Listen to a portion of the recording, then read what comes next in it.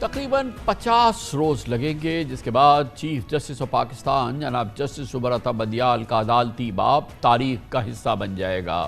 وہ 16 ستمبر 2023 یعنی 1 سال 6 ماہ 25 دن عہدے پر فائز رہے۔ چیف جسٹس عمر عطا بندیال کے عہد میں بینچ کے درمیان آئینی، قانونی، نظریاتی طور پر قطع تنسیق نمایاں رہا۔ بینچز کی تشکیل کے حوالے سے ہم خیال ججز کی اصطلاح سامنے آئی، لیکن یہ بھی حقیقت ہے کہ اپنے سابقین کی نسبت چیف جسٹس عطا بندیال نے جوڈیشل ایکٹیویزم اور شعلہ بیاں آبزرویشن کا سہارا نہیں لیا، بلکہ نسبتاً نرم گو، تحمل مزاج اور دھیمے لہجے میں کیسز کی سماعت کی۔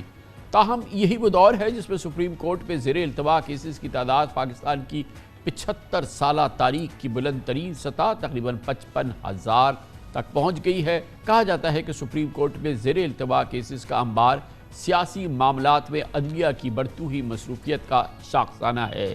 اس وقت بھی تاریخی اہمیت کے حامل کیسز حکم امتناع یعنی اسٹے آرڈرز کا یا تاخیر کا شکار ہے۔ ملٹری کورٹس میں سیولینز کے ٹرائل، نیب قانون میں ترامیم، سیاست سے تاحیات نااہلی کے خلاف درخواستوں کی سماعت آخری مراحل میں ہے۔ Supreme court procedure and practice bill سے متعلق کیسز فیصلے کے منتظر ہیں۔ Review of judgments and order act کے خلاف پٹیشن پر کئی دنوں سے فیصلہ محفوظ ہے۔ چیف جسٹس عمر عطا بندیال نے پنجاب اسمبلی کے الیکشن سے متعلق از خود نوٹس لیا اور 14 مئی کو الیکشن کرانے کا حکم دیا تھا، لیکن یہ فیصلہ محض عدالتی تصفیہ ثابت ہوا، جس پر الیکشن کمیشن، وزارت خزانہ، اسٹیٹ بینک نے 3 بار ہاتھ کھڑے کر دیے اور نظام انصاف بے بس ہو گیا۔ اب اس فیصلے کی حکم عدولی پر توہین عدالت کی متعدد درخواستیں بھی سپریم کورٹ میں سنوائی کی قطار میں ہیں۔ آرٹیکل 63A کی تشریح کے سمیت شہباز حکومت نے کئی معاملات پر فل کورٹ بنانے کی استدعا کی، لیکن چیف جسٹس نے درخواست قبول نہیں کی۔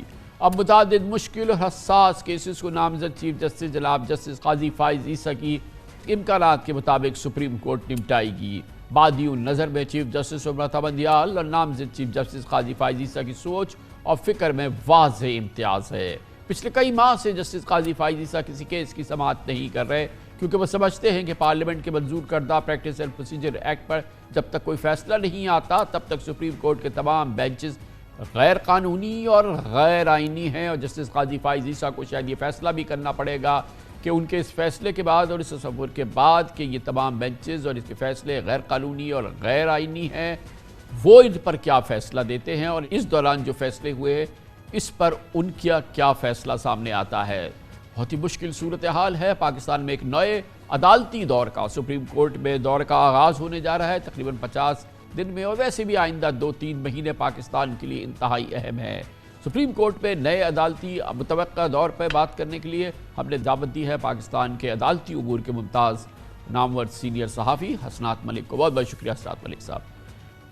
تو اب 16 ستمبر تو بہت زیادہ دور نہیں ہے، مگر اس وقت جب رخصتی کا زمانہ آ رہا ہے جناب جسٹس عمر عطا بندیال کا چیف جسٹس کی حیثیت سے، کلیدی کیسز جن کے اثرات ہوں گے پاکستان کی سیاست پر، پاکستان کے دوسرے بڑے کلیدی معاملات پر، وہ پینڈنگ ہیں اور بظاہر نہیں لگ رہا کہ ان میں سے سب کے کوئی فیصلے آ جائیں گے، اور ایسا لگتا ہے کہ جب جسٹس قاضی فائز عیسیٰ کا دور شروع ہوگا تو وہ ایک بہت ہی چیلنجنگ زمانے میں وہ داخل ہوں گے، کیونکہ ایک جانب تو وہ پہلے کہہ چکے ہیں کہ جو حالیہ جب پروسیجر اینڈ پریکٹس ایکٹ کے بعد جو عدالتیں بنی ہیں یا جو بینچز بنی ہیں ان کے فیصلے، ان کی تمام وہ سب غیر قانونی ہیں۔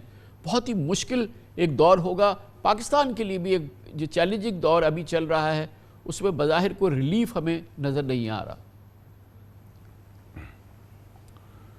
جی کمران صاحب، بالکل اس میں کوئی شک نہیں کہ سپریم کورٹ میں اس وقت بہت بڑا کرائسس ہے۔ جب سینئر موسٹ جج جو آگے نوٹیفائیڈ ہے چیف جسٹس اگلا، اور وہ 2-3 مہینے سے کسی کیس کی سماعت نہیں کر رہا، اور ان کا یہ ہے کہنا کہ جی یہ جو بینچ بن رہے ہیں یہ بینچ غیر آئینی ہیں۔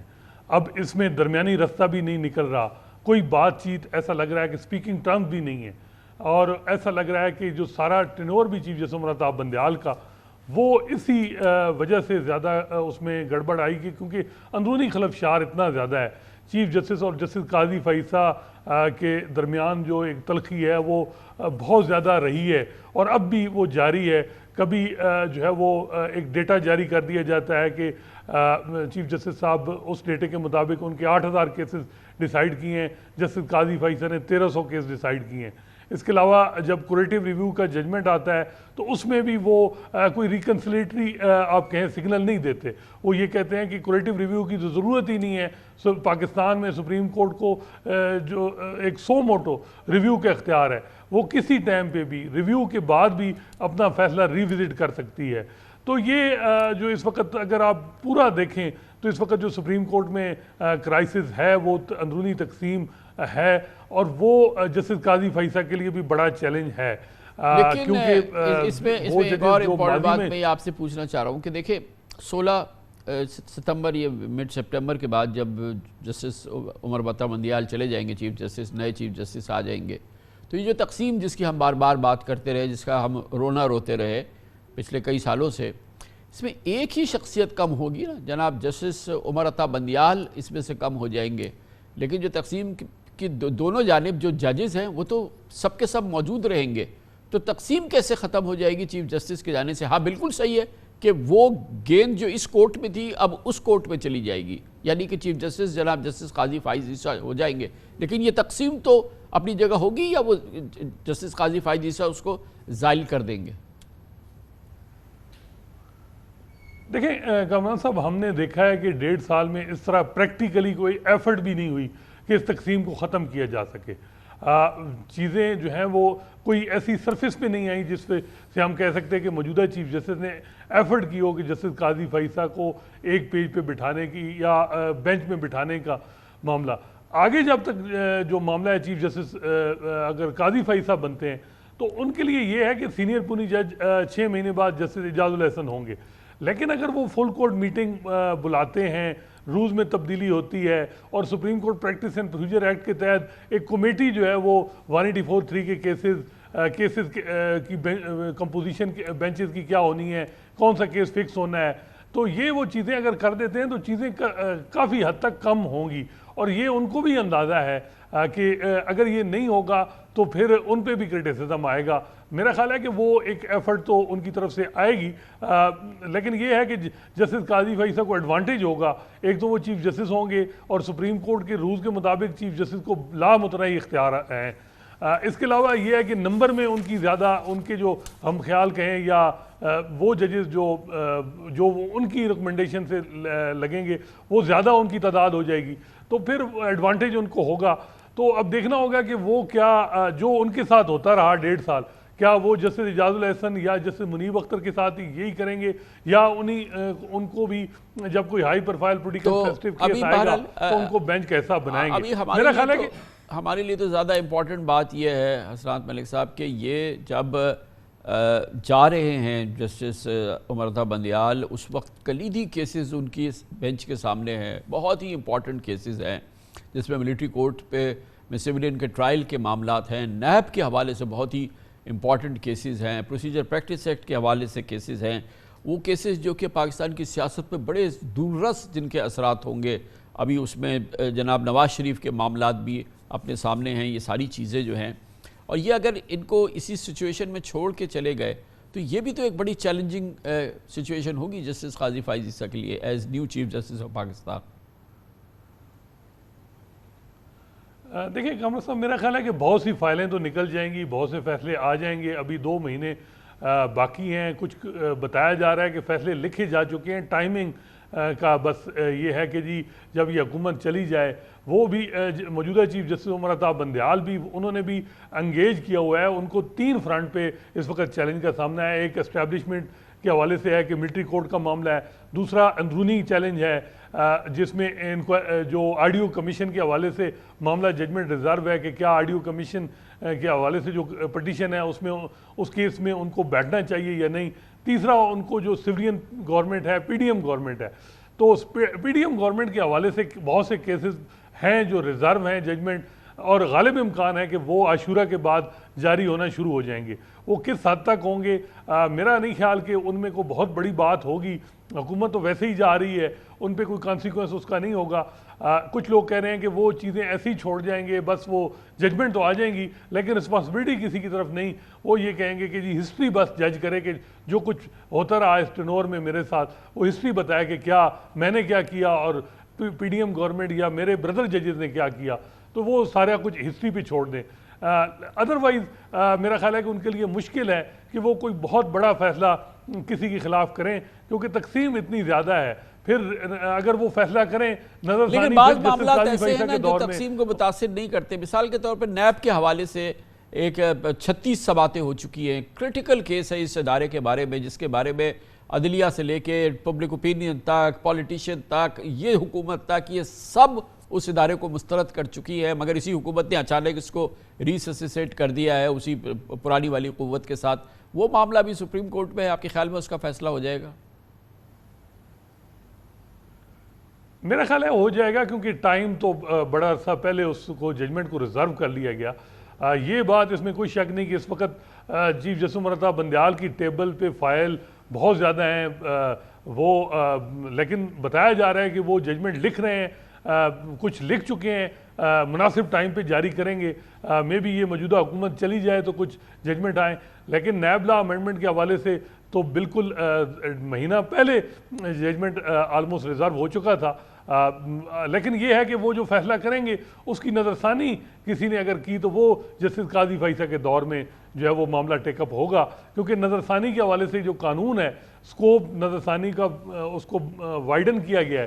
وہ معاملہ بھی ابھی سپریم کورٹ میں پینڈنگ ہے کہ کیا نظر ثانی میں جب کیس آئے گا تو فل کورٹ لارجر بینچ بنے گا یا وہی بینچ ہوگا. اب اس میں ایک اور کوئکلی اسرار صاحب ابھی جاتے جاتے ایک بہت امپورٹنٹ بات ہے کہ توشہ خالہ کیس جو ہے وہ فلیگ شپ کیس ہے اس حکومت کا عمران خان کے خلاف، اور سیشن کورٹ میں اس کی سماعت تقریباً مکمل ہو رہی ہے. گواہوں کے 2 ہی گواہ رکھ کے انہوں نے کیس کو بڑا کوئکلی جو ہے وہ اب ریپ ہو رہا ہے. مگر اب وہ جو ہے وہ سپریم کورٹ میں تھا، وہ چیلنج ہوا تھا، ہائی کورٹ سے ڈسمس ہوئی تھی اس کے خلاف اپیل اس سماعت کے خلاف، اور سپریم کورٹ میں وہ پہنچ گیا تھا. کل اس کی سماعت رکھی گئی ہے. یہ بھی ایک بہت امپورٹنٹ بہرحال کیس ہوگا. جی بالکل کمران صاحب، اور اس سے زیادہ یہ ہے کہ بینچ بڑا امپورٹنٹ ہے. جسٹس یحییٰ افریدی اور جسٹس مسرت ہلالی، جن کو ہم عموماً یہ کہتے ہیں کہ جسٹس قاضی فیصل کیمپ میں ان ججز کو گنا جاتا ہے. گو کہ جسٹس یحییٰ افریدی بالکل ڈیفرنٹ مزاج جج ہیں. ان کے حوالے سے کوئی آدمی پریڈکٹ نہیں کر سکتا کہ انہوں نے کیا فیصلہ کرنا ہے. وہ کسی چیز سے بھی انفلوئنس نہیں ہوتے. تو جسٹس یحییٰ افریدی یہ بڑی خوش قسمتی ہے پی ٹی آئی کے چیئرمین کی کہ ایسا بینچ جو ہے وہ ان کے پاس ان کے کیس لگا ہے جس پہ کوئی اس قسم کا دباؤ نہیں ہے. دونوں کا خیبر پختونخوا سے تعلق ہے. تو میرا خیال ہے کہ کوئی اگر ریلیف ان کو قانون میں کوئی ہوئی بات تو ان کو ریلیف مل بھی جائے گا. مگر یہ بھی امپورٹنٹ ہے نا اسرار صاحب کہ ابھی ان کو کوئٹہ کے معاملے میں، کوئٹہ میں جو ان کے خلاف کیس ہوا تھا، پھر وہ بھی اسی بینچ کے سامنے سپریم کورٹ میں پہنچا، اور ابھی 2 دن پہلے انہیں ریلیف ملا تھا جسٹس یحییٰ افریدی، جسٹس مسرت ہلالی کی بینچ سے. جی بالکل، وہ عبوری ریلیف ملا ہے 8 اگست تک، کیونکہ ابھی تک اس میں فائنل فیصلہ ہونا ہے کہ کیا ایف آئی آر خواہش ہونی ہے یا عمران خان کو جی آئی ٹی میں پیش ہونا ہے. لیکن یہ ہے کہ جو جیسے یحییٰ افریدی ہیں ان کے حوالے سے ایک بات بالکل طے ہے کہ وہ ان کو کوئی یہ نہیں کہہ سکتا کہ جی یہ فیصلہ کہ جی وہ اس کیمپ سے ہیں یا اس کیمپ سے. یہ اب دیکھنا ہوگا کہ کل کیا چیز ہوتی ہے. اس میں کوئی شک نہیں کہ کل اگر پٹیشن ڈسمس ہوتی ہے تو عمران خان کا جو نیلی ہے اس سے بچنا بڑا مشکل ہے. لیکن اگر سٹے ہو جاتا ہے تو وقتی طور پہ عمران خان کو بہت بڑا ریلیف ملے گا.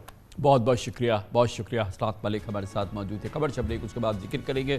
بہت ہی شرمناک واقعہ ہوا ہے. اسلامیہ یونیورسٹی بہاولپور ایک بہت ہی امپورٹنٹ انسٹیٹیوشن ہے.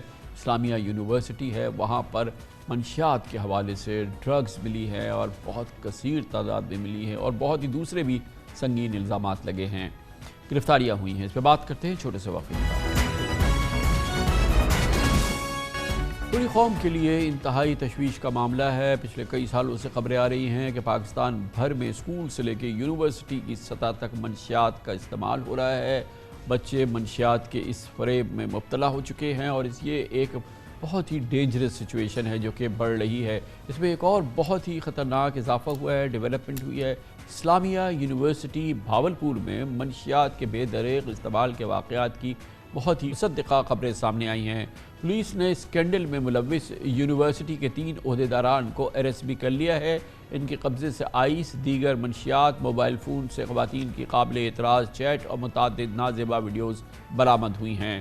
गिरफ्तार किए जाने वालों में यूनिवर्सिटी का ट्रेजर यानी खजांची प्रोफेसर डॉक्टर अबू बकर, यूनिवर्सिटी का chief security officer Ejaz Hussain Shah और ट्रांसपोर्ट ऑफिसर अल्ताफ शामिल है। इसके अलावा एक एहसानुल हक नामी शख्स को भी गिरफ्तार किया गया है जो मुबैना तौर पर यूनिवर्सिटी में ड्रग्स सप्लाई करने में मुलव्विस था और इसी की गिरफ्तारी के बाद इसके मोबाइल से पुलिस को दीगर शहादतें मिली। इस वक्त इस्लामिया यूनिवर्सिटी भावलपुर में तलबा की तादाद 65,000 से ज़ायद है, जबकि यूनिवर्सिटी में 807 से ज़ायद PhDs फारिग तहसील हो चुके हैं।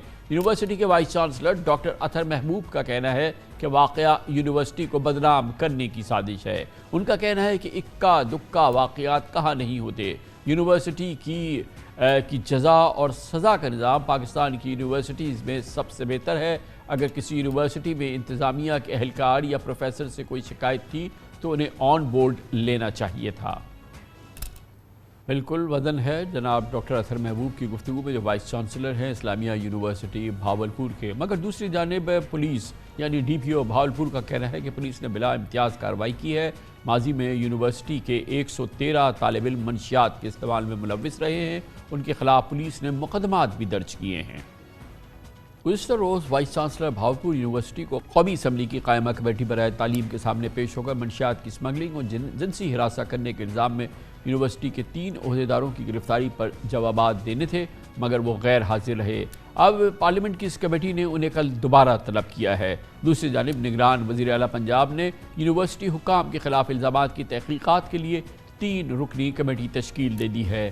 ताज़ा तरीन इस डेवलपमेंट के बारे में तफसीलात हासिल करते हैं बहावलपुर जाएंगे, जहाँ पर हमारे नुमाइंदे अतर फारूक मौजूद है। बहुत बहुत शुक्रिया अतर फारूक साहब। ये बताइएगा कि क्या कैफियत है इस वक्त यूनिवर्सिटी में? 65,000 स्टूडेंट्स की ये यूनिवर्सिटी है, उसमें बहरहाल ये इल्ज़ाम सामने आने और बज़ाहिर पुलिस के वर्जन से ये लग रहा है कि कहीं ना कहीं जो है दाल में काला है और ये मामलात यकीनन इनकी नौयत संगीन है। जी बिल्कुल कामरान खान साहब, ये इसमें कोई शक की बात नहीं है कि इस्लामिया यूनिवर्सिटी एक तालीमी और तारीख़ी तालीमी इदारा है और साउथ पंजाब की सबसे बड़ी यूनिवर्सिटी होने का भी इसको एजाज़ हासिल है कि यहाँ पर जो है ज़ेर तालीम बच्चों की जो तादाद है वो 65,000 से तजावज़ कर चुकी है और यहाँ पर 800 से ज़्यादा PhDs भी पास हो चुके हैं और एक बड़ी जामियात में इसका शुमार होता है। और इसमें कोई शक की बात नहीं है कि हालिया ये जो एक हफ़्ते के अंदर ये जो स्कैंडलाइज रिपोर्टिंग हुई है, इससे जो है बच्चे और उसके जो ख़ासकर स्टूडेंट्स के जो वालिदैन हैं वो काफ़ी परेशानी में मुब्तला हैं और खौफ हरास में भी पाए जाते हैं कि इसमें जितनी बड़ी जामिया है, जितनी ज़्यादा स्टूडेंट्स की तादाद है, उतनी बड़ी तादाद में भले स्कैंडल नहीं निकले, चंद मुलाजमीन अगर आए भी हैं तो उसके साथ साथ जो इस तरह से ये एक मशहूर हो चुका है, जिस तरह से इसको जो है वो सोशल मीडिया पे और अदर मीडियाज़ पे जिस तरह से चलाया गया, तो इसमें यकीनन बच्चों में जो है खौफ हरास पाया जा रहा है। और ये सिलसिला तो आपको पता है सही है, जहाँ पे 65,000 तालिब इल्म हैं और ये तमाम स्टूडेंट्स हैं और एक पाकिस्तान की बहुत बड़ी यूनिवर्सिटी है, वहाँ पे कोई भी वाक़यात हो, मगर इनकी नौयत हर लिहाज से संगीन है। मगर हमें बहरहाल बिल्कुल ये कहना है कि ये पूरी यूनिवर्सिटी पे इसके कोई रिफ्लेक्शन नहीं होनी चाहिए, ना ऐसी कोई बात है। लेकिन कहीं ना कहीं यूनिवर्सिटी की जो मैनेजमेंट है वहाँ उसकी कोताही तो है, इसमें अब ये बात तो आया हो गई है। यकीनन खान साहब आप ठीक फरमा रहे हैं कि इसमें जो मैं देख रहा हूँ इसको मिस हैंडल किया गया है इंतज़ामिया की तरफ से भी। देखिए यूनिवर्सिटीज़ में वाक़यात होते रहते हैं और इन वाक़यात को झुटलाया नहीं जा सकता कि पुलिस जो दावा कर रही है यकीनन उनके पास भी कोई शवाहिद हैं और जिसकी बुनियाद पर उन्होंने मुकदमात भी किए हैं और बंदों को अरेस्ट भी किया है। यहाँ होना तो ये चाहिए था कि दोनों को, पुलिस को और यूनिवर्सिटी की इंतज़ामिया को एक ही ट्रैक पर रहकर इसकी स्क्रीनिंग करनी चाहिए थी। यहाँ अनफॉर्चुनेटली क्या हुआ है कि वाइस चांसलर साहब जो है वो बजाय इसमें कोऑर्डिनेशन के या इनके आपस में कोऑर्डिनेशन के वो एक दूसरे के सामने आ गए। अब वाइस चांसलर साहब का ये दावा कि जी बिल्कुल ही झूठे मुकदमात हैं और इसका हकीकत से कोई ताल्लुक़ नहीं है, और उधर से पुलिस की तरफ से ये पेश करना कि जी नहीं ये बिल्कुल जेन्युइन चीज़ है।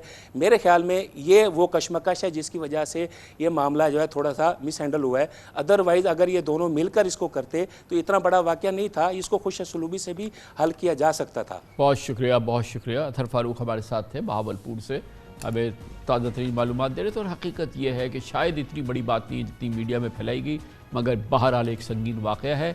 جس کی بھرپور تحقیقات اور بہترین 100% ضروری ہے۔ کمرشل بریک اس دوران نیوز ہیڈ لائنز دیکھیں، اس کے بعد ہم اپنے پروگرام کے باقی حصے کے ساتھ واپس آئیں گے۔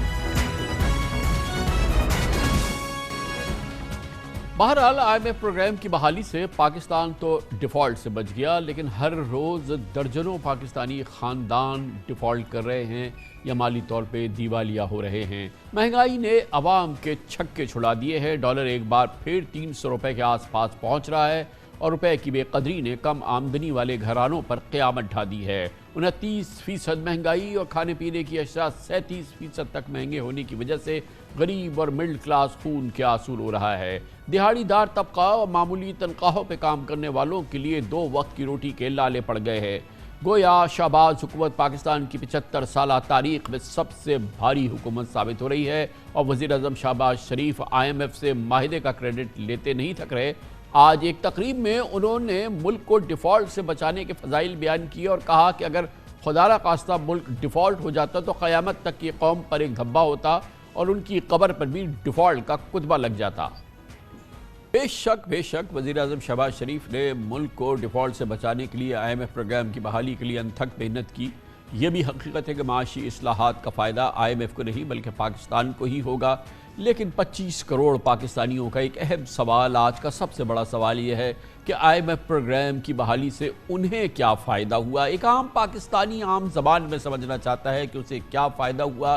اسے تو ہر جانب مہنگائی جکڑ رہی ہے اور اس میں مسلسل اضافہ ہو رہا ہے، اور مہنگائی کی مصیبتیں انہیں روزانہ جھیلنی پڑ رہی ہے، اور انبلیویبل قسم کی مہنگائی ہے جس کا انہیں مسلسل سامنا ہے۔ اور صرف اس ماہ کے دوران آٹا 180 روپے کلو ہو چکا ہے، چینی 160 روپے کلو ہو گئی ہے، چینی کی قیمتیں 30% بڑھ گئی، آٹے کی قیمت 25% بڑھ گئی، اور یہ روزانہ کا عمل جاری ہے۔ حکومت ہے کہ بغلے بجا رہی ہے۔ آٹا، چینی، یہ تو ابھی صورتحال ہے، اس کے علاوہ چاول، دالیں، مسالہ جات، کھلا دودھ، گھی، کوکنگ آئل، سبھی کے دام آسمان پہ ہیں۔ شہباز حکومت نے بجٹ میں 35% تنخواہیں بڑھا کر سرکاری ملازمین کے دوبارے نیارے کر دیے، لیکن عام پاکستانی 25 کروڑ پاکستانی ملازمت پیشہ پاکستانیوں، ان میں سے جو شامل ہیں جو پرائیویٹ سیکٹر میں ہیں یا خود ملازمت کرتے ہیں، ان کی تنخواہوں میں 35% ٹیکس لگا کر ان کی آمدن کی کمر توڑ دی اور ایک بڑا ظلم کیا پاکستان کے ملازمت پیشہ لوگوں پہ، سیلریڈ کلاس پر۔ ایک اندازے کے مطابق صرف حالیہ 6 ماہ کے دوران ایک متوسط پاکستانی خاندان کے گھر کا ماہانہ خرچ اوسطاً 35% بڑھ چکا ہے۔ جس گھر میں 35,000 روپے ماہانہ کا راشن آتا تھا وہاں 45 سے 50,000 روپے میں آتا ہے، لیکن اگر اس کی تنخواہ ہی 35,000 ہے تو وہ 45,000 اور 50,000 کا راشن کہاں سے لائے گا؟ واضح رہے کہ یہ صرف کچن کا خرچہ ہے، بجلی، گیس، ٹرانسپورٹ، علاج و معالجہ، بچوں کی تعلیم کا خرچ علیحدہ ہے۔ مہنگائی نے غریب لوگوں کی سفید پوشی کا بھرم توڑ دیا ہے۔ خوددار وزیدار لوگ بھی ادھار مانگنے اور قرض کے لیے ہاتھ پھیلانے پہ مجبور ہے۔ بس ایک عام پاکستانی کی زندگی مشکل سے مشکل تر ہو رہی ہے۔ اسی لیے ہم کہتے ہیں کہ یقیناً پاکستان ڈیفالٹ سے بچ گیا، اچھا ہوا، لیکن 25 کروڑ پاکستانی سمجھتے ہیں کہ اس IMF پروگرام کے بعد ان کا ایک خاندان اور وہ سب دیوالیہ ہو رہے ہیں، مالی طور پہ دیوالیہ کا شکار ہیں۔ ایک متوسط طبقے سے تعلق رکھنے والی ہماری بہن کی بات سنی، انہوں نے کہا جب ہم بل دیکھتے ہیں، بجلی کا بل، دوسرے بل دیکھتے ہیں تو ہم بل بلا اٹھتے ہیں، مگر افسوس کی بات یہ ہے کہ اس بلبلاہٹ میں، اس تکلیف میں مزید اضافہ ہونے والا ہے۔ اس مہینے سے بجلی تقریباً 50 روپے یونٹ ہو چکی ہے۔ گویا عوام تبر کس لیں، اگلے مہینے سے انہیں بجلی کے بلوں کے ساتھ 440 واٹ کا جھٹکا لگے گا۔ اوگرا نے 1 جولائی سے گیس قیمتوں میں 50% اضافے کی سفارش کر رکھی ہے، بس ایک آدھ دن میں نوٹیفیکیشن ہونے والا ہے۔ پیٹرولیم مصنوعات کی قیمتوں میں بھی کوئی واضح کمی نہیں آ سکی۔ مہنگائی کے تناسب سے اس وقت بنیادی شرح سود 22% ہے، جس میں پیر کو اسٹیٹ بینک مزید 1 سے 2% اضافہ کرے گا۔ پاکستان میں کاروبار کرنا 25%، 24% شرح سود پہ کیسے ممکن ہوگا؟ کون سی صنعت لگے گی؟ کس صنعت کی ایکسپینشن ہوگی؟ کیسے نئے کاروبار پیدا ہوں گے اور کیسے روزگار ملے گا؟ گویا کاروبار اور صنعتیں بند ہونے سے بے روزگاری اور مزید غربت پھیلے گی۔ مگر بہرحال IMF پروگرام سے پاکستان دیوالیہ ہونے سے بچ گیا، یہ تو ضرور ہوا، لیکن آج پاکستان اگر اس صورتحال پہ پہنچا ہے تو اس کے ذمہ دار کون ہے؟ کیا کوئی اور ذمہ دار تھا یا وہ ذمہ دار ہیں جو آج مسند اقتدار پہ بیٹھے ہوئے ہیں؟ 3 4 बार हुकूमतें करी तो फिर पाकिस्तान का ये हाल हुआ। पाकिस्तान का पासपोर्ट दुनिया के बदतरीन पासपोर्ट में शामिल हो गया। पाकिस्तान का माशी नर्व सेंटर, पाकिस्तान का माशी दारुल हुकूमत, पाकिस्तान के ख़जाने में 60% देने वाला, सिंध के ख़जाने में 95% जमा कराने वाला, कराची दुनिया के मोस्ट अनलिवेबल सिटी में, नाकाबिल बर्दाश्त जहाँ पर रिहाइश है, दुनिया की सबसे ज़्यादा उस शहर में शामिल है। ये है हमारी लीडरशिप का तोहफ़ा पाकिस्तान के 25 करोड़ अवाम के लिए। बहरहाल IMF ने पाकिस्तान को डिफ़ॉल्ट से बचाया, मगर पाकिस्तान के शहरियों को इस प्रोग्राम की सख्तियाँ सहनी पड़ रही हैं। इस पर हम बात करते हैं। इसके लिए हमें ज्वाइन कर रहे हैं कारोबारी, माशी, टैक्स उमूर के बहुत ही मुस्तनद माहिर जनाब शब्बर ज़ैदी, और हमारे साथ हैं अम्मार एच खान, एनालिस्ट हैं माशी उमूर के और कारोबारी उमूर के। बहुत बहुत शुक्रिया। जनाब शब्बर ज़ैदी साहब, आप बताइएगा कि IMF के तो हम फ़वाइद गिनवा रहे हैं, इस प्रोग्राम में हमने भी अनगिनत फ़वाइद गिनवाए हैं, मगर एक जो आम पाकिस्तानी है, एक आम पाकिस्तानी ख़ानदान वाला है, उसको मैं कैसे समझाऊं कि वो डिफ़ॉल्ट नहीं करेगा, वो दिवालिये का शिकार नहीं होगा, वो माली तौर पे जो है वो गुजारा कर पाएगा, और वो जब वो कहता है कि हमें समझाएं तो मैं उनको कैसे समझाऊं? बिस्मिल्लाहिर्रहमानिर्रहीम। कामरान साहब, पहले मैं एक आम आदमी के लिए इसको बड़ा आसान कर देता हूँ।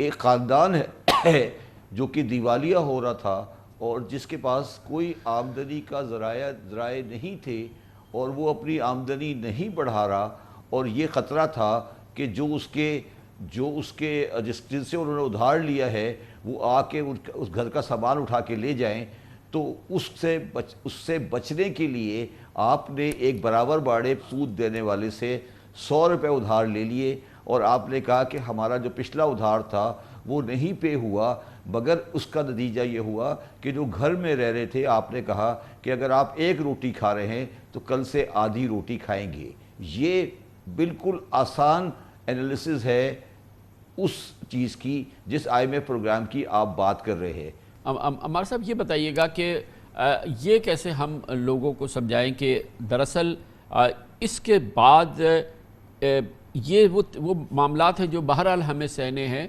मगर आइंदा चल के अगर मैं लोगों को एक झूठा ख्वाब नहीं, एक सच्चा ख्वाब क्या मैं दिखा सकता हूँ कि आइंदा चल के हालात में बेहतरी आएगी। साल भर आप थोड़ा सा सब्र कर लें, इंशाल्लाह साल भर बाद आपके हालात में बेहतरी आएगी, तो ये एक सच्चा ख्वाब होगा। देखें, दुख इस बात का ये है कि ये ख्वाब सच्चा नहीं होगा, क्योंकि ये ख्वाब हम एक दफ़ा नहीं देख रहे हैं, हम ये ख्वाब हर 2 साल 2.5 साल बाद देखते हैं, और ये ख्वाब जो है कभी पूरा नहीं हो पाता। एक छोटी सी मैं आपको मिसाल दूं, बिजली का जो कीमत है वो तकरीबन 50 से 55 रुपये पर यूनिट की हो जाएगी अगला जो बिल आपका आएगा। बिजली की कीमत पाकिस्तान में कोई 90% बढ़ी है पिछले 5 साल में। 90% एक बहुत बड़ा एक अमाउंट होता है, और अगर हम आप देखें इससे 50-55 रुपये में कैपेसिटी पेमेंट की, इन सब चीज़ों की बहुत बात करते हैं। टोटल जो जनरेशन की कॉस्ट है हमारी वो तकरीबन 18 से 20 रुपये है, कैपेसिटी पेमेंट और एनर्जी सब मिला के। बाकी हुकूमत की इनएफिशिएंसीज़ हैं, तो अगर 55 रुपये है, 55 में से 20 रुपये जो है वो जनरेशन कॉस्ट है, उसके अलावा तकरीबन 22 रुपये ट्रांसमिशन और डिस्ट्रीब्यूशन है, यानी कि पावर प्लांट से प्लांट निकल के आपके घर तक जो बिजली आती है। मगर इसकी एक आलमी शरह होती होगी ना कि इतना हो जाए तो बस ये सही। तो हम उस आलमी शरह से कई ज़्यादा है। अगर जो 22 रुपये आलमी शरह के आसपास हम होते तो 5 या 7 रुपये होना चाहिए था। इसके अलावा 15 से 18 रुपये हुकूमत के टैक्सेस और मुख्तलिफ सरचार्जेज़ हैं। तो हुकूमत हर तरह से इनडायरेक्ट तरीके से लोगों से टैक्स निकलवाती है, और जिसकी वजह से बिजली का बिल बढ़ता है। अगर आपसे बोलेंगे कि बिजली क्या कॉस्ट है, बिजली कॉस्ट है 20 रुपये, मगर उसके बाद जो हुकूमत की जो इनएफिशिएंसीज हैं पिछले 10 साल 15 साल 20 साल से चलती आ रही हैं, उसका खमियाजा जो है हम ये 50-55 रुपये कीमत में देख रहे हैं। और अगर ये चीज़ें कंट्रोल नहीं हुई तो हो सकता है अगले 2 साल तो हमारा सवाल ये था पे कि अगले 1.25 साल में, साल बाद हम लोगों को कहे यार सब्र कर लो, पेट पे पत्थर बांध लो, किसी सूरत से गुजारा करो, आगे बेहतरी आ रही है। मुश्किल है जी, बिल्कुल मुश्किल है, क्योंकि हुकूमत को अगर बेहतरी लानी होती तो उसी हिसाब से वो एड्रेस करते, उसी हिसाब से रिफॉर्म करते, उसी हिसाब से कोई अपना जैसे कहते हैं ना इकदाम लेते, कदम लेते, मगर अभी जो है ऐसी कोई चीज़ नज़र नहीं आ रही। तो शब्बर साहब, ये रिफॉर्म की बात हो गई, इस्लाहात की बात हो गई, हमने हर सूरत में फ़िक्स करना है, नाउ और नेवर। IMF की दस्तावेज़ आपके पास है, आपने एक एक हर्फ उसमें पढ़ा है। अब जो पाकिस्तान ने जो IMF से वादा किया है, उसमें बुनियादी बात जो आपका एक टॉपिक है, आपकी एक्सपर्टीज़ है کہ جی tax to G D P ratio جو 60.5% ہے، وہ آئی ایم ایف نے کہا 15% کرو، پاکستان نے کہا بھائی معاف کرو 12.5% تک میں کر دوں گا. یعنی کہ پاکستان کا وہ طبقہ جو کہ زبردست ہے، یعنی کہ جس کی زندگی ہے، وارے نیارے ہیں، ہم جیسے لوگ نہیں ہیں جن کو ٹیکس دینا پڑتا ہے اور سب سے زیادہ دینا پڑتا ہے، ان کو کیسے اس گرفت میں لایا جائے گا؟ آپ جیسے لوگوں نے کوشش کر کے دیکھ لی، ہم نے تو 11 حکومتیں دیکھ لی، انہی لوگوں کی حکومتیں آئی اور پھر عمران خان کی حکومت میں آپ بھی آئے. وہ کیا اب ہو جائے گی گیدڑ سنگی جس سے کہ لوگ ٹیکس دینے لگیں گے اور یہ ہمارا tax to G D P ریشو 12.5% اور آئی ایم ایف کی خواہش کے مطابق 15% ہو جائے گا؟ دیکھیں کامران صاحب، پہلی بات تو بالکل صحیح کہہ رہے ہیں عمار صاحب کہ اگر آئی ایم ایف کی رپورٹ دیکھیں تو وہ لوگ تھوڑا ٹرانسپیرنٹ طریقے سے کام کرتے ہیں، اور انہوں نے صرف 2023 نہیں بلکہ 2023 سے لے کر 2028 تک کی پروجیکشن پاکستان کی بنا کے آپ کے سامنے رکھ دی ہے. اس پروجیکشن کے حساب سے پاکستان کے عام آدمی کی اور پاکستان کی معیشت کی کوئی بہتری مجھے ان شیڈولز میں نظر نہیں آ رہی ہے. وہ یہ نہیں کہ انہوں نے کوئی غلط شیڈول بنایا ہے، مگر انہوں نے ایک چیز بنائی ہے کہ یہ ہمارے حساب سے پاکستان کو ڈیفالٹ سے بچانے کے لیے یہ ہمارے پاس پروجیکشن ہے، مگر اس کا مطلب یہ ہے کہ عوام اگلے 5 سال، آپ ایک سال بار بار آپ 1 سال کی بات کرتے ہیں، ان کے پروگرام میں اگلے 5 سال میں کوئی ذرہ برابر بھی پاکستان کی معیشت میں امپروومنٹ کا کانسیپٹ نہیں ہے ایز پر آئی ایم ایف، کیونکہ وہ ہماری چیزوں کو سمجھتے ہیں اور انہوں نے پروجیکشن اسی بنیاد پر بنائی ہے. اور ان کی جو پروجیکشن ہے وہ بھی آؤٹ ہو جائے گی اگر ہم نے اپنی پوزیشن آج سے بہتر نہیں کی. تو اب سوال یہ پیدا ہوتا ہے، بنیادی سوال یہ پیدا ہوتا ہے کہ جو لوگ یہ کہہ رہے ہیں کہ آئی ایم ایف کا پروگرام لے کے ہم نے پاکستان کی معیشت کو بحال کر دیا ہے، ان کو معیشت کے بنیادی اصولوں کا اندازہ ہی نہیں ہے کہ دنیا میں کہیں بھی آئی ایم ایف پروگرام معیشت کو بحال نہیں کرتا ہے. وہ معیشت کو سسٹینیبل کرتا ہے کہ آپ ڈیفالٹ سے بچ رہے ہیں. دوسری بات جو آپ بات کر رہے ہیں tax to G D P ریشو کی، پاکستان کو انہوں نے کہا ہے کہ اپنے ٹیکس کو بڑھائیں. اب وہ آپ کو یہ نہیں بتاتے کہ ٹیکس آپ کہاں سے بڑھائیں، وہ کہتے ہیں کہ ٹیکس کی اماؤنٹ لے کر آئیں، رائٹلی سو، کیونکہ ان کا تعلق نہیں ہے. تو ہم اتنے بے حس لوگ ہیں کہ ہم انہی لوگوں پہ ٹیکس لگا کے ریونیو بڑھا دیتے ہیں، اور جو نہیں ٹیکس دیتے وہ نہیں دیتے. تو اب سوال یہ ہے کہ جو نہیں دیتے اور وہ آئی ایم ایف، تو اس کے لیے آئی ایم ایف کچھ نہیں کرے گا. وہ یہ نہیں کہے گا کہ آپ دکانداروں سے ٹیکس لیں. مگر اب جو پوزیشن آ گئی ہے، جو مجھے لگتا ہے کہ اب جب یہ پروگرام آئے گا، دیکھیں یہ جو آپ کے سامنے کاغذ رکھا ہے آج، یہ تو صرف ایک آپ کو انہوں نے 9 مہینے کے لیے ایک چیز دی ہے کہ چلے جی آپ کے بہت برے حالات ہیں، آپ فار دا ٹائم بینگ یہ پکڑ لیں. جب مارچ 2024 آئے گا اور جو بھی آدمی اس وقت حکمران ہوگا اس کو اگلے 5 سال کا ایک پروگرام آئی ایف کے ساتھ ایگری کرنا پڑے گا. اور اس وقت میرا ذاتی خیال ہے آئی ایم ایف نہ صرف یہ کہے گا کہ ٹیکس کیسے کلیکٹ ہو، بلکہ یہ بھی کہے گا کہ کس سے کلیکٹ ہو. مگر اس پہ بھی ان کے کہنے یا نہ کہنے سے فرق نہیں پڑتا. اگر ہمارے رویے اور ہمارا طریقہ یہی رہا تو پاکستان کے حالات اچھے ہونے کا مجھے کوئی ذرا سا بھی شبہ نہیں ہے کہ اللہ رحم کرے گا. بہرحال ایک یہ چیز ہے، مگر ہمارے صاحب ایک بات یہ ہے کہ ظاہر ہے کہ جو اس روش پہ چلتے ہوئے تو کچھ نہیں ہوگا. پچھلے 70 سال سے چلتے ہوئے ہم اس جگہ پہ پہنچ گئے، اس کا مطلب ہے یہ تو ہماری راستہ ہی غلط ہے. لیکن اب کچھ out of the box solutions کی بات ہو رہی ہے. زراعت ہماری ایک بہت بڑا ایک پہلو ہے جس میں کہ بہت پوٹینشیل ہے ہر لحاظ سے. ٹیکس چلے ہم نہیں لیتے، چلے زرعی پیداوار تو ہم بڑھائیں، اور اس کے لیے اب کافی ایفرٹ ہو رہا ہے. یہ ایس آئی ایف سی وغیرہ بنایا ہے، منرلز کے لیے ہو رہا ہے، آئی ٹی کے لیے ہو رہا ہے، اور ان تمام چیزوں کے لیے آپ نے دیکھا کہ فوج کی چھتری تلے ایک باقاعدہ نظام تشکیل دیا گیا ہے جو اس سے پہلے نہیں ہے. Do you see light at the end of the tunnel? سر دیکھیں جی یہ چیزیں جو ہیں اقدامات جو ہیں ہر 3-4 سال میں کوئی ایک نئی انویسٹمنٹ اسکیم آتی ہے اس پہ چلے جاتے ہیں. اگر ہم زراعت کی بات کریں فنڈامنٹل ہمارا زراعت کا مسئلہ یہ ہے کہ ہم ایک ایگریکلچرل کنٹری ہے, بے تحاشا زمین ہے ماشاءاللہ سے, فرٹائل لینڈ ہے, مگر پھر بھی ہم اتنا گندم نہیں اگا پاتے جس سے ہم اپنے آپ کو فیڈ کر سکیں, اور ہمیں وہ چیز امپورٹ کرنی پڑتی ہے. ہم اتنی دالیں نہیں اگا پاتے جس سے ہمیں اپنے آپ کو فیڈ کر سکیں. دال جو ہے ہمارے یہاں کینیڈا سے امپورٹ ہو کے آتی ہے.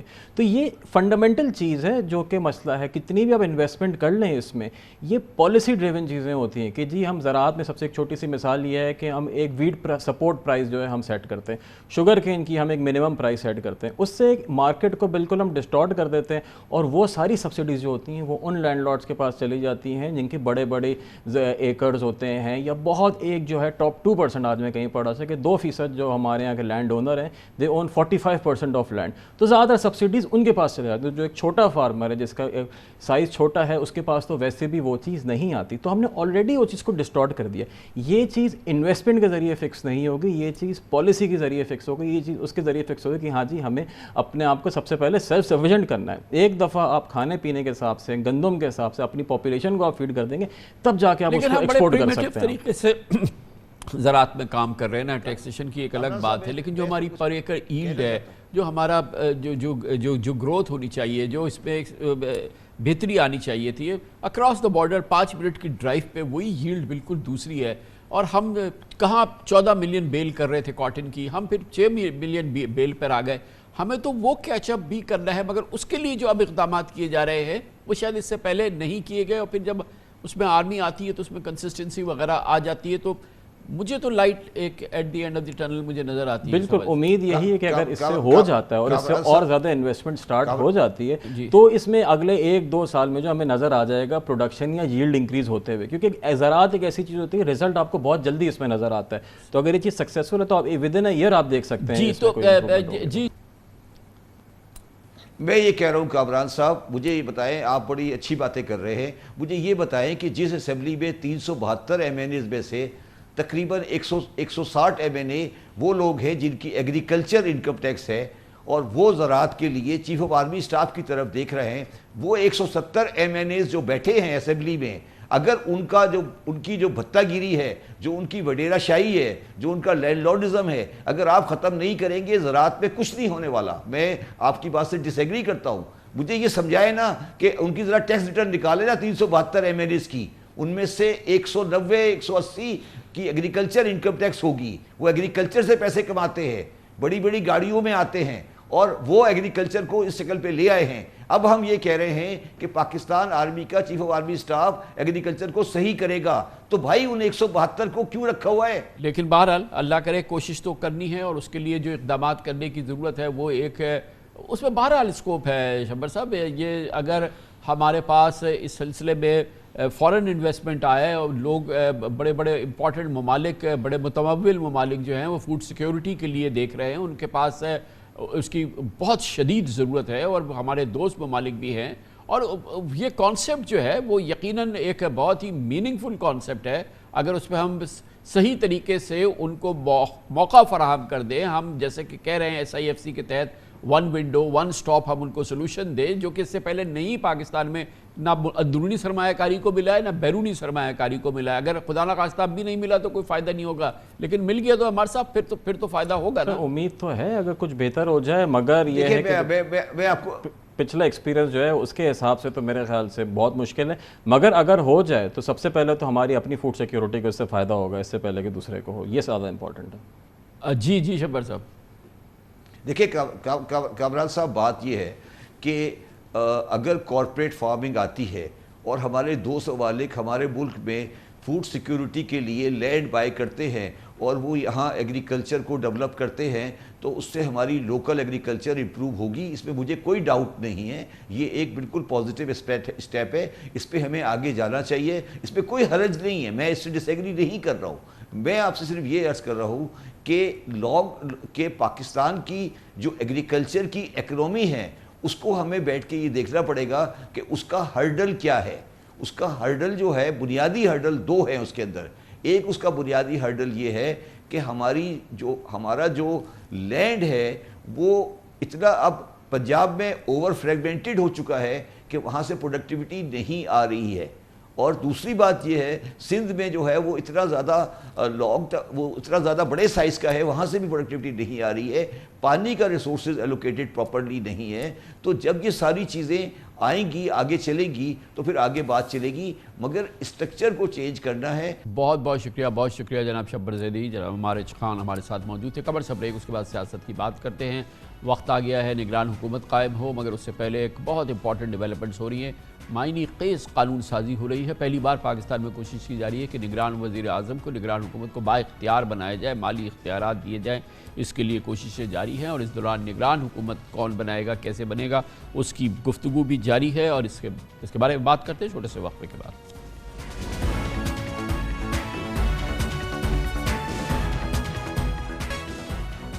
اس میں کوئی ابہام نہیں کہ شہباز حکومت 12 اگست کو اپنی مدت پوری ہونے سے قبل تحلیل ہوگی, جس کے بعد نگران حکومت ملک کی باغ دوڑ سنبھالے گی. لیکن کچھ لوگوں کے تحفظات ہیں کہ نگران حکومت آئین کے مطابق 90 روز میں انتخابات کرا کر ملکی معاملات اگلی حکومت کے حوالے کر دے, یا پھر ملک کے وسیع تر مفاد میں نگران سیٹ اپ بھی کو طول دے دیا جائے. ان تحفظات یا افواہوں یا خدشات کو اس لیے بھی تقویت مل رہی ہے کیونکہ حکومت الیکشن ایکٹ کی شق 230 میں ترمیم کر کے انتہائی معنی خیز قانون بنانے جا رہی ہے. ترمیم کے بعد پاکستان کی تاریخ میں پہلی مرتبہ ایک بااختیار نگران وزیر اعظم, اس کی بااختیار کابینہ وجود میں آئے گی. قانون میں ترمیم سے نگران حکومت کو بااختیار بنا دیا جائے گا تاکہ IMF سے کیے گئے معاہدے پر بغیر کسی تعطل یا سست روی کے عمل درآمد جاری رہے, اور نگران سیٹ اپ کے دوران بھی سرمایہ کاری سے متعلق ضروری فیصلے کیے جا سکیں. آج اس حوالے سے پارلیمنٹ کے مشترکہ اجلاس میں حکومت نے الیکشن ایکٹ 2023 مجوزہ ترامیم بل پیش کیا, مگر غیر متوقع طور پر حکومت کی اتحادی پیپلز پارٹی اور GUI دونوں نے اس کی مخالفت کر دی. دوسری جانب اس وقت شہباز شریف حکومت اور کلیدی لیڈرشپ وسوسوں میں مبتلا ہے. آج ڈان اخبار نے اپنے اداریے میں لکھا کہ نون لیگ کے قائد نواز شریف ہر قیمت پر نگراں وزیر اعظم حکومت کی مرضی کا چاہتے ہیں. اخبار کے مطابق یہ مقتدر حلقوں کے لیے پیغام بھی ہے جو مبینہ طور پر نگران وزیر اعظم اپنی مرضی کا چاہتے ہیں. لیکن اس وقت نون لیگ میں بھی کسی ایک نام پر مکمل اتفاق نہیں دیکھ رہا, اور ابھی آپ نے گزشتہ 48 گھنٹوں کے اگر آپ بیانات وزیر داخلہ اور وزیر دفاع کے سنیں تو آپ کو پتہ چل جائے گا, آپ کو اندازہ ہو جائے گا کہ مسلم لیگ خود کس طرح سے 2 گروپس میں تقسیم ہو چکی ہے. فیش کی بات ہے کہ وزیر اعظم سے لے کر حکومتی اتحادیوں تک سب کو امید ہے کہ نگران حکومت 3 ماہ میں انتخابات کرا دے گی. PDM کے سربراہ مولانا فضل الرحمان کہتے ہیں کہ انتخابی عمل کے لیے صحیح وقت کا تعین عبوری سیٹ اپ ہی کرے گا. نگران حکومت ہی طے کر سکتی ہے کہ انتخابات کے انعقاد کے لیے مزید وقت درکار ہے یا نہیں. دوسری جانب آج قومی اسمبلی میں قائد حزب اختلاف راجہ ریاض نے صحافیوں سے غیر رسمی گفتگو میں یہاں تک کہہ دیا کہ اگر ملک میں 10 سال بھی الیکشن نہ ہو تو کوئی بات نہیں. اس وقت ملک اور عوام کو جو چیلنجز درپیش ہیں پہلے ان کا حل ضروری ہے. راجہ ریاض ویسے تو ایک غیر معروف یا اس انداز کے سیاستدان نہیں ہیں, لیکن آج وہ قائد حزب اختلاف ہے. ان کا دیا ہوا نام امپورٹنٹ ہوگا, اور پھر اسی کی بنیاد پر فیصلہ بالآخر اگر اس پہ مسئلے کا حل نہیں نکلا تو الیکشن کمیشن آف پاکستان کرے گا. دلچسپ بات یہ ہے کہ آئین کے مطابق بطور لیڈر آف دی اپوزیشن راجہ ریاض ہی اس جیسے کہ میں نے عرض کیا وزیر اعظم کے انتخاب کے لیے وزیر اعظم سے مشاورت فرمائیں گے, اور یہ بھی عمل شروع ہونا ہے. اور پھر اگر جیسے کہ میں نے آپ سے عرض کیا یہ معاملہ بالآخر الیکشن کمیشن آف پاکستان میں جا سکتا ہے, جہاں پر فیصلہ ہو سکتا ہے کہ نگران وزیر اعظم کون ہو, اور پھر وہ بااختیار بھی ہو جس کے لیے کہ بہرحال پاکستان مسلم لیگ نون اور موجودہ حکومت قانون سازی کر رہی ہے. یہ مرحلہ بہت امپورٹنٹ ہوگا, اور حکومت تحلیل ہونے کے بعد شہباز شریف حکومت ہی ایک بات یہ سامنے آ رہی ہے کہ اگر وہ وزیر اعظم کے منصب پر فائز رہیں گے, کیونکہ جب تک یہ فیصلہ نہیں ہو جاتا نگران حکومت کا اس وقت تک کے لیے کچھ وقت ہوگا جناب شہباز شریف کے پاس. آئندہ چند روز 10-12 روز بہت امپورٹنٹ ہے. ان تمام موضوعات پہ بات کرتے ہیں. ہمارے ساتھ پاکستان کے نامور سینئر صحافی, سینئر ترین ایڈیٹرز میں سے ایک تجزیہ کار محترم مجیب الرحمان شامی ہمارے ساتھ موجود ہیں. پلڈاٹ اوورسائٹ پارلیمنٹ کی بہت عمدہ آرگنائزیشن, نان گورنمنٹل آرگنائزیشن, غیر سرکاری ادارہ. احمد بلال صاحب اس کے ایگزیکٹو ڈائریکٹر ہیں. آپ دونوں حضرات کا بہت بہت شکریہ ہمیں جوائن کیا. شامی صاحب یہ فرمائیے گا کہ بااختیار کابینہ, بااختیار وزیر اعظم, پھر 90 دن کی حکومت, اور اس دوران ہمیں ہر جانب وسوسے نظر آ رہے ہیں. وزیر اعظم نے بھی اپنے ایک انٹرویو میں کہا کہ انہیں امید ہے کہ 90 روز میں نگران حکومت الیکشن کرا دے گی. انہیں امید ہے. آپ بھی کسی وسوسے میں مبتلا ہیں کہ اگلا جب یہ حکومت تحلیل ہو جائے گی اور جب نگران حکومت آ جائے گی کہ وہ 90 روز میں اپنی مدت پوری کر کے اس کے بعد وہاں پہ الیکشن ہو جائیں گے، یا آپ کو بھی کچھ شکوک و شبہات ہیں؟ نہیں، کوئی کبات ہونی نہیں چاہیے. اور اولاً تو 60 روز کے اندر انتخابات ہونے چاہیے. آخر ایسا کیا مسئلہ ہے کہ آپ اس کے 90 دن تک لے جا رہے ہیں؟ 2 3 4 دن پہلے اسمبلی تحلیل کرنا چاہتے ہیں. اگر اسمبلی بر وقت تحلیل ہو تو 60 دن کے اندر انتخابات ہوں گے. اگر 2 4 دن پہلے تحلیل کریں گے تو 90 دن کے اندر ہوں گے. تو 30 دن تو خود ہی اضافہ کیا جائے گا نگران حکومت کی مدت میں، اگر وزیر اعظم جو ہیں وہ 4 5 دن پہلے اسمبلی تحلیل کر دیں گے. تو یہ ہمیں ہمارے جو اہل سیاست ہیں ان کو بھی نکلنا چاہیے اس گو مگو سے، اور الیکشن جو ہے یکسو ہو جانا چاہیے. اگر یہ جو ہماری سیاسی جماعتیں آج اقتدار میں ہیں، اگر یہ طے کر لیں کہ انتخابات ہر قیمت پہ ہونے ہیں تو ہو کے رہیں گے. اگر یہ اپنی سپورٹ وڈرا کر لیں نگران حکومت کے پیچھے سے تو وہ کیسے باقی رہے گی؟ جی جی جی. تو احمد بلال صاحب یہ فرمائیے گا کہ ایک اور ہم تجربہ کرنے والے ہیں. یہ تو ہم ایک ایسی بات کر رہے تھے جو کہ بظاہر یا جو کہ سامنے بالکل آفیشلی ہمارے سامنے فارملی سامنے نہیں ہے، لیکن ایک چیز تو فارملی سامنے آئی کہ پارلیمنٹ میں بل ہے جس کا بنیادی مقصد یہ ہے کہ جو نگران حکومت ہوگی، جو نگران وزیر اعظم ہوں گے، ان کو با اختیار بنایا جائے، ان کو مالی اختیارات دیے جائیں کہ وہ ڈے ٹو ڈے جو ان کو آئین نے پابند کر دیا تھا کہ وہ ذمہ داریاں صرف سر انجام دیں، وہ تھوڑے دور رس فیصلے بھی کر سکیں. یہ بڑی میننگ فل ڈیولپمنٹ ہے. اور پاکستان کی منتخب پارلیمنٹ میں ایک منتخب حکومت جو کہ بہرحال اس وقت ایک جمہوری حکومت ہے وہ پیش کر رہی ہے. یہ بہت ہی زبردست قسم کی غیر معمولی ڈیولپمنٹ ہے نا احمد بلال صاحب؟ جی بالکل، میں آپ سے اتفاق کرتا ہوں. بہت ہی غیر معمولی ڈیولپمنٹ ہے، کرٹیکل ڈیولپمنٹ ہے. اور اس کا تعلق اس بات سے ہے کہ زیادہ پاور دینے کا اہتمام اگر ہو رہا ہے تو اس کا مطلب ہے کہ جو کیئر ٹیکر پرائم منسٹر ہے وہ موجودہ حکومت کی مرضی کا ہی ہوگا. ایسا تو نہیں ہو سکتا کہ وہ ایسے آدمی کو لا کے بٹھا دے جس کے بارے میں کچھ پتہ نہ ہو لیکن اس کو بہت سی پاورز دے دے. تو یہ مجھے 2 باتیں ساتھ میں، دونوں باتوں کا جو کمبینیشن ہے وہ خطرناک لگ رہا ہے. ایک تو یہ ہے کہ اگر آپ کی مرضی کا وزیر اعظم ہوگا تو اس کا مطلب یہ ہے کہ پھر وہ غیر جانبدار تو نہیں ہوگا، اور اگر وہ غیر جانبدار ہوگا تو اس کے پاس بہرحال کوئی مینڈیٹ تو نہیں ہوگا، وہ منتخب نہیں ہوگا. تو اگر آپ کے پاس مینڈیٹ نہیں ہے تو آپ اس کو اتنی پاورز کیوں دے رہے ہیں؟ یہ کنٹراڈکشن ہے. اس کے پاس مینڈیٹ بھی نہیں ہے، اس کے آپ پاور دے رہے ہیں تو وہ کسی ایک پارٹی کو انفلوئنس کر سکتا ہے انتخابات میں ان کے حق میں یا ان کے خلاف. اور تیسری بات یہ، وہ کوئی ایسے فیصلے کر سکتا ہے جو آنے والی حکومت کے ہاتھ بھی باندھ دے. تو میرے خیال میں یہ جو کیئر ٹیکر گورنمنٹ کا فلسفہ تھا یہ بالکل اس کے خلاف ہے. اور یہ مجھے تو اس کے اندر بہت کباہت نظر آ رہی ہے. یہ 3 مہینے کی بجائے چاہیں تو 2 مہینے میں کر لیں. اس میں اتنے بڑے کون سے فیصلے ہیں؟ اور جہاں تک ایمرجنسی کا تعلق ہے، کامران خان صاحب، وہ ہمارے الیکشنز ایکٹ 2017 میں جو اس وقت سیکشن 230 ہے اس کے اندر یہ ایمرجنسی یا ارجنٹ قسم کے فیصلے، اس کی پروویژن تو ابھی بھی موجود ہے. تو بہت ہی ایمرجنسی کو آ گئی اور فیصلہ کرنا پڑا تو بھی وہ کیئر ٹیکر گورنمنٹ کر سکتی ہے.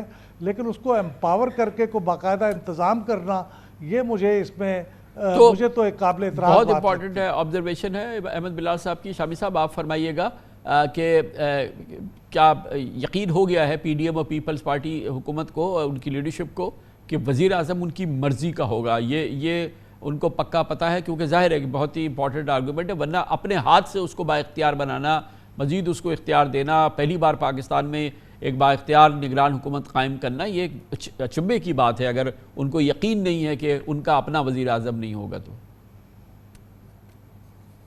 دیکھیے، وزیر اعظم تو ان کی مرضی ہی سے آئے گا، لیکن سوال یہ ہے کہ وزیر اعظم کو اس کے اقتدار کو طول دینے کی اور اس کو با اختیار بنانے کی ضرورت کیا ہے؟ تو نگران حکومت کا تو فلسفہ ہی ختم ہو جائے گا. آپ دیکھیں نا، ایک طرف آپ نے شروع کر دیا کہ بھئی ڈار صاحب بھی ہو سکتے ہیں. بھئی غیر جانبدار شخص کوئی کیسے ہو سکتا ہے؟ ایک پارٹی کا ذمہ دار رہنما، اس کو آپ کیسے کہیں گے وہ غیر جانبدار ہے؟ تو آپ تو خود ہی اس کی تقلید کرتے چلے جا رہے ہیں. تو میرا خیال ہے کہ یہ جو کنفیوژن ہے یا ابہام ہے اس سے نکلنا چاہیے. اور آپ نے دیکھا کہ پیپلز پارٹی بھی اور جمعیت علماء اسلام بھی وہاں بھی یکسوئی نہیں ہے. تو گویا لگتا یہ ہے کہ کوئی ایک مختلف لہریں چل رہی ہیں اور اس پر مختلف لوگ سواری کر رہے ہیں، اور وہ دھڑام سے وہ نیچے نہ گر جائیں کہیں. ان کو یہ غور کرنا چاہیے اس بات پر. یقیناً. تو احمد بلال صاحب، یہ ایک میننگ فل ڈیولپمنٹ ہے، مگر اس کا ایک سیدھا جواب ہے کہ پاکستان IMF پروگرام کے اندر ہے، پاکستان میں SIFC کے تحت فوج کی چھتری تلے معیشت سنوارو حوالے سے بہت امپورٹنٹ انیشیٹیوز زراعت میں دوسرے شعبوں میں کیا جا رہا ہے، اور ہماری اطلاعات کے مطابق فورن انویسٹمنٹ آنی ہے، بڑی میننگ فل فورن انویسٹمنٹ آنی ہے، وہ سہل طریقے سے آگے بڑھتی رہے. اس کے لیے یہ اہتمام کیا جا رہا ہے کہ جو وزیر اعظم ہو وہ ایک با اختیار وزیر اعظم ہو. لیکن بہرحال ہم جیسے آبزرورز یہ دیکھ رہے ہیں کہ ایک نگران حکومت کے ختم ہونے کی کوئی تاریخ یا کوئی تھریشولڈ نہیں ہے، کیونکہ ابھی ہم نے دیکھا کہ پنجاب اور KPK میں 6 مہینے سے نگران حکومت چل رہی ہے اور آگے بھی شاید چلتی رہے گی. 3 مہینے سے چل رہی ہے مگر آگے بھی چلتی رہے گی. گویا کہ یہ ایک وسوسہ اور ڈاؤٹ یہ سارے جو ہے یہ بے بنیاد نہیں ہے. جی، جب ایک بار کوئی چیز ہو جائے، چونکہ ایک بار یہ پنجاب اور خیبر پختونخوا کے کیس میں الیکشن بھی کانسٹیٹیوشنلی مینڈیٹڈ پیریڈ سے آگے چلے گئے ہیں 90 روز سے، اور پھر کیئر ٹیکر گورنمنٹس بھی آگے چلی گئی ہیں. جب ایک بار کوئی ایسی چیز ہو جائے تو پھر دوسری بار ہونے کا امکان کو آپ نظر انداز نہیں کر سکتے. یہ ایک وسوسہ ہے لوگوں کے دلوں میں، ہمارے دل میں بھی ہے کہ اگر ایک بار یہ ہوا. لیکن اس وقت تو یہ کہا جاتا تھا کہ یہ 2 اسمبلیوں کا الیکشن الگ سے ہو گیا تو پورا نظام تلپٹ ہو کے رہ جائے گا، 5 اسمبلیوں کا الیکشن اکٹھے ہونا چاہیے. لیکن اب تو 5 اسمبلیوں کا الیکشن ہو رہا ہے، اس میں تو قطعاً کوئی گنجائش ہونی نہیں چاہیے آگے بڑھنے کی اور اس کو ایکسٹینڈ کرنے کی. اگر یہ ہو گیا تو پھر تو پورے کانسٹیٹیوشن کی سکیم فیل ہو کے رہ جائے گی. لیکن بہرحال لوگوں کے وسوسے ہیں، ہمارے بھی ہیں، وہ موجود ہیں کیونکہ پہلے ایک بار ہو چکا ہے. اس پہ رائے دیجئے گا شاوی صاحب کہ یہ جو ابھی سامنے معاملہ آیا، اسحاق ڈار صاحب کا نام جو سامنے آیا، پھر اس کی زبردست طریقے سے تردید آئی حکومت کی جانب سے، PMLN کی جانب سے. جناب خواجہ آصف نے اس کو متعدد انٹرویوز میں اس کو مسترد کیا، اور پھر ایک عام رائے بھی تھی. ابھی آپ نے بھی اپنے کلمات میں اسی طرف اشارہ کیا، مگر آج رانا ثناء اللہ نے وزیر دفاع نے یہ بات کی. آج وزیر داخلہ نے خاص طور پہ اسحاق ڈار صاحب کا بڑا مضبوط کیس پیش کیا. انہوں نے کہا سیاستدان کو ہونا ہے تو کیوں نہیں اسحاق ڈار صاحب. یہ بے پر کی تو بات نہیں تھی نا، یہ جو سامنے آئی اسحاق ڈار صاحب کی، اور پھر اس نے مسلم لیگ کے اندر جو ایک خلیج ہے اس کو مزید نمایاں بھی کیا. اس پورے معاملے پہ آپ کی رائے پلیز. دیکھیے، یہ بے پر کی تو یقیناً نہیں ہو گئی، یہ پروں والی حماقت بھی ہو سکتی ہے. لیکن بنیادی بات یہ ہے کہ آپ نیوٹرلٹی کا تصور کیا ہے؟ پھر نگران حکومت کی ضرورت کیا ہے؟ نگران حکومت کی تو ضرورت یہ ہے کہ ایسا شخص لیڈ کرے حکومت کو جس پر ساری جماعتوں کا اعتماد ہو. اب اگرچہ PTI اس وقت اسمبلی میں موجود نہیں ہے، لیکن PTI حزب اختلاف کی سب سے بڑی جماعت ہے. آپ کیسے اس بات کو اگنور کر سکتے ہیں اور کیسے اس کا منہ چڑھا سکتے ہیں کہ اپنے اندر سے کوئی وزیر اعظم بنا دیں؟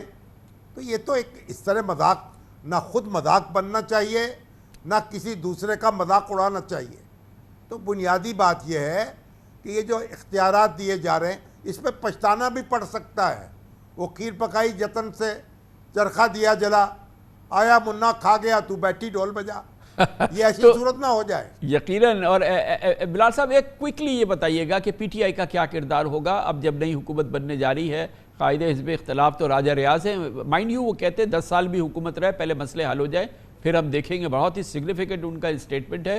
PTI کا کیا رول ہوگا جب یہ نگران حکومت بننے جائے گی، جو کہ جیسے شاوی صاحب نے بڑھایا کہ اپوزیشن کی سب سے بڑی جماعت ہے؟ دیکھیے، انصاف کا تقاضا تو یہ ہے، ماضی میں بھی ایسے ہوا ہے کہ چونکہ پارٹیوں کو آن بورڈ لینا ہوتا ہے، اور اگر کانسٹیٹیوشنل ریکوائرمنٹ نہیں بھی ہے تو پارلیمنٹ سے باہر کی کوئی سگنیفیکنٹ پارٹیاں ہیں ان سے بھی مشورہ کر لیا جاتا تھا. माजी में ऐसे हुआ है और उनकी राय ली जाती थी, लेकिन मैं ये नहीं समझ रहा कि इस किस्म का एहतमाम किया जाएगा। होना तो चाहिए लेकिन होगा नहीं, चूँकि पीटीआई असम्बली में नहीं है और पीटीआई के बारे में फ़िज़ा वैसे भी उनके ख़िलाफ़ है, लिहाजा उनसे कोई मशवरा लेने की कोई मुझे इम्कान नज़र नहीं आता। और राजा रियाज साहब भी पीटीआई की तर्जुमानी फरमाएंगे और जो वो कहेंगे और जो वज़ीर आज़म कहेंगे वही बिलाखर तय होगा केयर टेकर गवर्नमेंट के बारे में। Thank you so much. Unfortunate है लेकिन हकीकत यही है। बहुत बहुत शुक्रिया मोहतरम मुजीबर रहमान शामी, मोहतरम अहमद बिलाल महबूब हमारे साथ थे। इसके साथ ही हमारे आज के प्रोग्राम का अख्ताम होता है। कल आपसे फिर मुलाकात होगी इंशाअल्लाह। कल तक के लिए कामरान खान को इजाज़त। अल्लाह हाफ़िज़।